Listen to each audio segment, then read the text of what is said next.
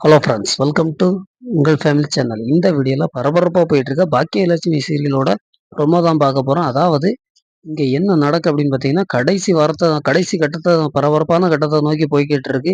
இங்கே என்ன நடக்குன்னா, நம்ம தொழிலதிபர் நிதிஷை வந்து இனியாக வந்து கொலை பண்ணிடுறாங்க.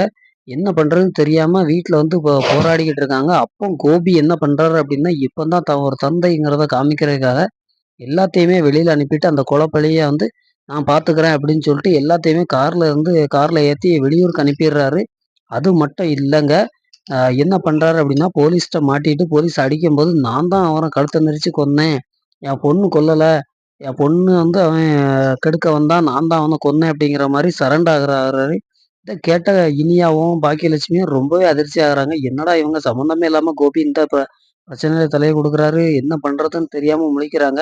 தன்னோட மகள காப்பாத்துறதுக்காக கோபி எடுக்கிற இந்த ரிஸ்க் வந்து கரெக்ட்டா வருமா? இல்லையாங்கிறத நம்ம முழு எபிசோட பார்த்து தெரிஞ்சுக்கலாம்.